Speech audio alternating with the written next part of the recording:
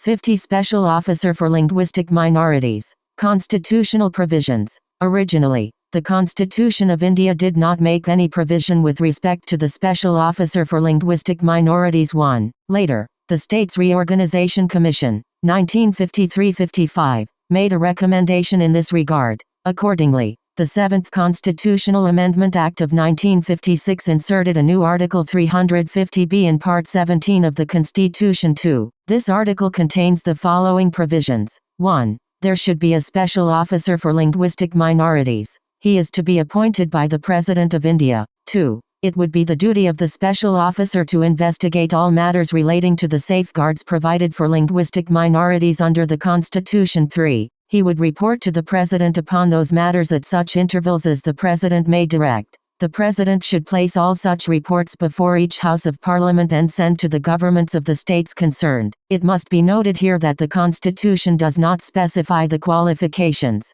tenure, salaries and allowances, service conditions and procedure for removal of the Special Officer for Linguistic Minorities, Commissioner for Linguistic Minorities. In pursuance of the provision of Article 350B of the Constitution, the Office of the Special Officer for Linguistic Minorities was created in 1957. He is designated as the Commissioner for Linguistic Minorities. The Commissioner has his headquarters at Allahabad, Uttar Pradesh. He has 3 regional offices at Belgaum, Karnataka, Chennai, Tamil Nadu, and Kolkata, West Bengal. Each is headed by an Assistant Commissioner. The Commissioner is assisted at headquarters by Deputy Commissioner and an Assistant Commissioner. He maintains liaison with the state governments and union territories through nodal officers appointed by them. At the central level, the Commissioner falls under the Ministry of Minority Affairs. Hence, he submits the annual reports or other reports to the President through the Union Minority Affairs Minister. 4. Role of the Commissioner.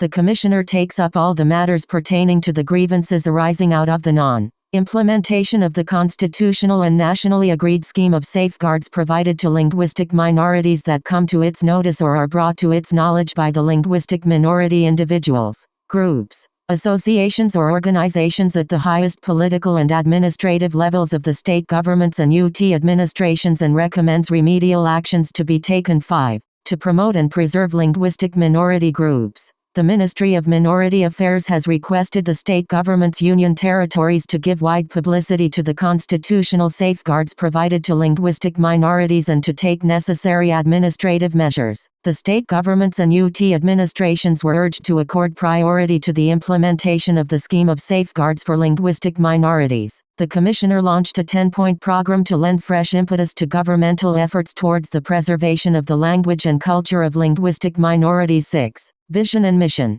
The vision and mission of the Commissioner are mentioned here. 7. Vision. Streamlining and strengthening implementation machinery and mechanism for effective implementation of the constitutional safeguards for the linguistic minorities, thereby ensuring protection of the rights of speakers of the minority languages so as to provide them equal opportunities for inclusive and integrated development. Mission. To ensure that all the states UTS effectively implement the constitutional safeguards and the nationally agreed scheme of safeguards for the linguistic minorities for providing them equal opportunities for inclusive development. Functions and objectives. In more detail, the functions and objectives of the Commissioner are as follows. 8. Functions. 1. To investigate all matters related to safeguards provided to the linguistic minorities. 2. To submit to the President of India the reports on the status of implementation of the constitutional and the nationally agreed safeguards for the linguistic minorities. 3. To monitor the implementation of safeguards through questionnaires,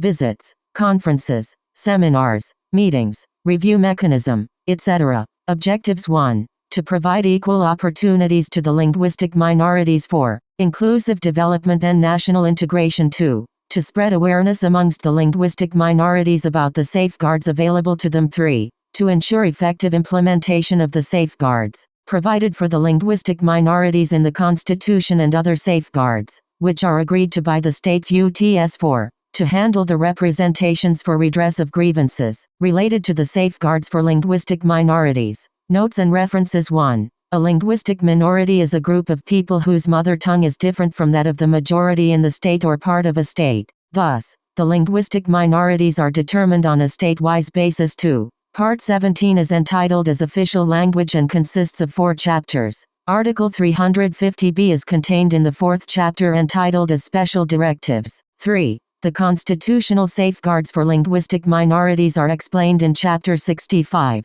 4. So far, 52 reports have been presented. 5. India 2013. Publications Division. Government of India. Page 1012. 6. Annual Report 2011 to 2012. Ministry of Minority Affairs. Government of India. Page 38. 7. 47th Report of the Commissioner for Linguistic Minorities. July 2008 to June 2010. Page 222. 8. IBID 50.